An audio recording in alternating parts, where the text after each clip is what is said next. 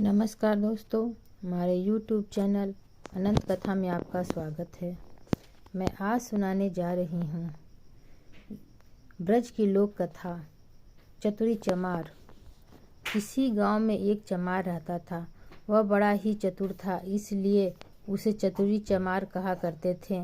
घर में वह और उसकी स्त्री थी। उनकी गुजर बसर जैसे तैसे होती थी, इससे वे लोग हैरान रहते थे। एक दिन चतुरी चमार ने सोचा कि गांव में रहकर तो उसकी हालत सुधरने से रही, तब क्यों न कुछ दिन के लिए शहर चला जाए और वहां से थोड़ी कमाई कर ली जाए। स्त्री से सलाह की तो उसने भी जाने की अनुमति दे दी। वह शहर पहुंच गया। मेहनती तो वह था ही, सूझबूझ भी उसमें खूब थी। कुछ ही दिनों में उसने 100 रुपये कमा लिए। इसके बाद वह गांव रवाना हो गया। रास्ते में घना जंगल पड़ता था। जंगल में डाकू रहते थे। चतुरी ने मन ही मन कहा कि वह रुपए ले जाएगा तो डाकू छीन लेंगे। उसने उपाय खोजा, एक घोड़ी खरीदी और कुछ रुपए उसकी पूंछ में बांध कर चल दिया। देखते देखते डाकुओं ने उसे घेरा। बोले, बड़ी कमाई करके लाया है चतुरिया, ला निकाल रुपए। चतुरी ने कहा, रुपए मेरे पास कहाँ हैं? जो थे उससे यह घोड़ी खरीद लाया हूँ। इस घोड़ी की करामात है, मुझे यह रोज 50 रुपये देती है। इतना कहकर उसने मारा। पूंछ में डंडा की खन खन करके 50 रुपये निकल पड़े। डाकुओं का सरदार बोला, सुन भाई, यह घोड़ी तुमने कितने में खरीदी है? चतुरी ने कहा, क्यों, उससे तुम्हें क्या? वह बोला, हमें रुपए नहीं चाहिए, यह घोड़ी दे दो। नहीं, चतुरी ने गंभीरता से कहा, मैं ऐसा नहीं कर सकता, मेरी रोजी की आमदनी बंद हो जाएगी। सरदार बोला, ये ले घोड़ी के लिए 100 रुपये। चतुरी ने और आग्रह करना ठीक नहीं समझा। रुपए लेकर घोड़ी उन्हें दे दी और गांव की ओर चल पड़ा। घर आकर सारा किस्सा अपनी पत्नी को सुनाया। उसने कहा, हो न हो 2-4 दिन में डाकू यहाँ आए बिना नहीं रहेंगे, हमें तैयार रहना चाहिए। अगले दिन वह खरगोश के 2 बच्चे ले आया। उसने स्त्री को दिया। बोला, मैं रात को बाहर की कोठरी में बैठ जाया करूँगा।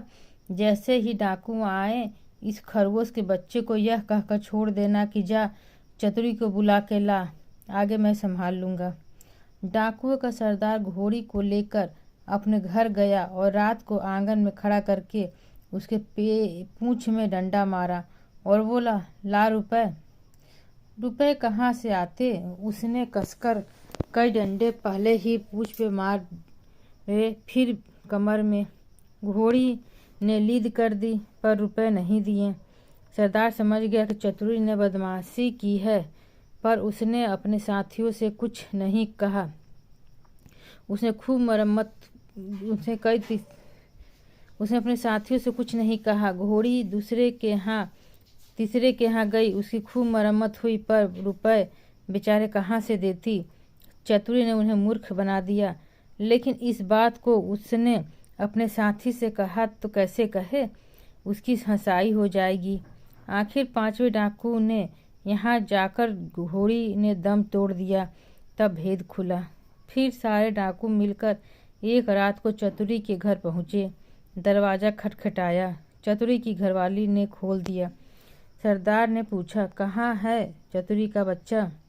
स्त्री बोली, वह खेत पर गए हैं, आप लोग बैठे, मैं अभी बुला देती हूँ।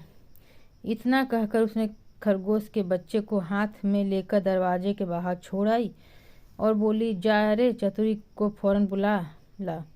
क्षण भर बाद ही डाकू ने देखा कि चतुरी खरगोश के बच्चे को हाथ में लिए चला आ रहा है। आते ही बोला, आप लोगों ने मुझे बुलाया?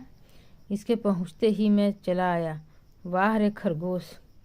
डाकू गुस्से से भरकर आए थे, पर खरगोश को देखते ही उनका गुस्सा काफूर हो गया। सरदार ने अचानक भरकर पूछा, यह तुम्हारे पास पहुंचा कैसे? चतुरी बोला, यही तो इसकी तारीफ है, मैं 7वें आसमान पर हो जाऊं तो वहां से भी बुला कर ला सकता है। सरदार ने कहा, चतुरी, यह खरगोश हमें दे दो, हम लोग इधर उधर घूमते रहते हैं और हमारी घरवाली परेशान रहती है, वह इसे भेजकर हमें बुलवा लिया करेगी। दूसरा डाकू बोला, तूने हमारे साथ बड़ा धोखा किया है।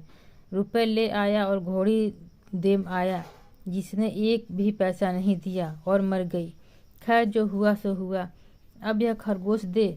चतुरी ने बहुत मना किया तो सरदार ने 100 रुपये निकाले। बोला, यह ले, ला दे खरगोश को। चतुरी ने रुपए ले लिए और खरगोश को दे दिया। डाकू चले गए। चतुरी ने आगे के लिए फिर एक चाल सोची। डाकुओं के सरदार ने खरगोश को घर ले जाकर अपनी स्त्री को दे दिया और उसने कह दिया कि जब खाना तैयार हो जाए तो उसे भेज देना, और वह बाहर चला गया। दोस्तों के बीच बैठा रहा। राह देखते देखते आधी रात हो गई, पर खरगोश नहीं आया तो वह झल्लाकर घर पहुंचा और स्त्री पर उबल पड़ा। स्त्री ने कहा, तुम नाहक नाराज होते हो, मैंने तो घंटों पहले खरगोश के भेज दिया था। सरदार समझ गया कि यह चतुरी की शैतानी है। वे लोग तीसरे दिन रात को फिर चतुरी के घर पहुँचे। उन्हें देखते ही चतुरी ने अपनी स्त्री से कहा, इनके रुपए लाकर दे दे। स्त्री बोली, मैं नहीं देती। नहीं देती? चतुरी गरजा और कुल्हाड़ी उठाकर अपनी स्त्री पर वार किया। स्त्री लहूलुहान होकर धरती पर गिर पड़ी और आंखें मूंद गई। डाकू दंग रह गए। उन्होंने कहा, अरे चतुरी, तूने यह क्या कर डाला? चतुरी बोला, तुम लोग चिंता न करो, यह तो हम लोग की रोज की बात है, मैं इसे अभी जिंदा किए देता हूँ। इतना कहकर वह अंदर गया और वहाँ से एक सारंगी उठा लाया। जैसे ही उसे बजाए कि स्त्री उठ खड़ी हुई। चतुरी ने उसे देख पहले से ही सिखा रखा था और खून दिखाने के लिए वैसा रंग तैयार कर लिया था। नाटक को असली समझकर डाकुओं का सरदार चकित रह गया। उसने कहा, चतुरी भैया, यह सारंगी तू हमें दे दे। चतुरी ने बहुत आनाकानी की तो सरदार ने 100 रुपये निकाल कर दे दिए और सारंगी लेकर वे चले गए। घर पहुंचते ही सरदार ने स्त्री को फटकारा और स्त्री कुछ तेज हो गई। उसने आओ देखा न था, कुल्हाड़ी लेकर गर्दन अलग कर दी, फिर सारंगी लेकर बैठ गया। बजाते बजाते सारंगी की तार टूट गए, लेकिन स्त्री ने आंखें नहीं खोली। सरदार अपनी मूर्खता पर सिर धून कर रह गया। वह अपनी बेवकूफ़ी की बात किसी को न बताई। एक के बाद एक सारी स्त्रियों का सिर कट गया। भेद खुला तो डाकुओं का पारा आसमान पर चढ़ गया। वे फौरन चतुरी के घर पहुँचे और एक पकड़कर एक बोरी में बंद कर नदी में डुबाने ले गए। रात भर चलकर सवेरे वे मंदिर पर पहुँचे। थोड़ी दूर पर नदी थी। उन्होंने बोरी को मंदिर पर रख दिया और सब चले गए। उनके जाते ही चतुरी चिल्लाया, मुझे नहीं करनी। संयोग से उसी समय एक ग्वाला अपनी गाय भैंस लेकर आया। उसने आवाज़ सुनी तो बोरी के पास गया। बोला, क्या बात है चतुरी? क्या बात है? चतुरी ने कहा, क्या बताऊं, राजा के लोग मेरे पीछे पड़े हैं।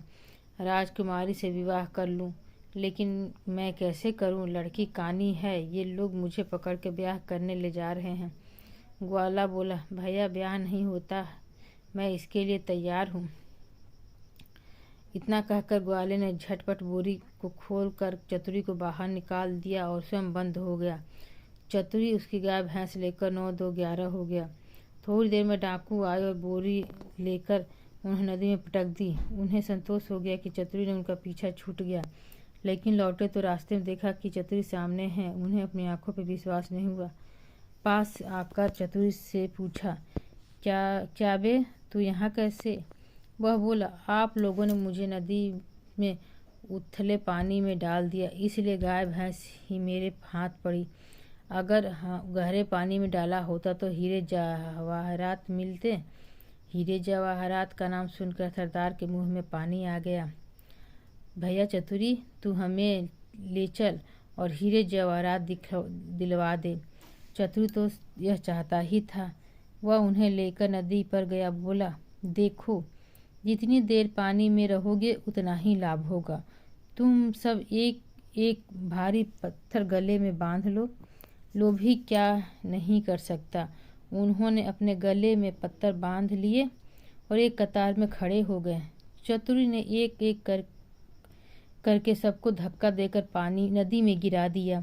सारे डाकुओं से हमेशा के लिए छुटकारा पाकर चतुरी चमार गाय भैंस लेकर खुशी खुशी घर लौट आया और अपनी स्त्री के साथ आनंद से रहने लगा। अगर आपको हमारी कहानी पसंद आई हो तो कृपया लाइक एवं सब्सक्राइब अवश्य करें। धन्यवाद।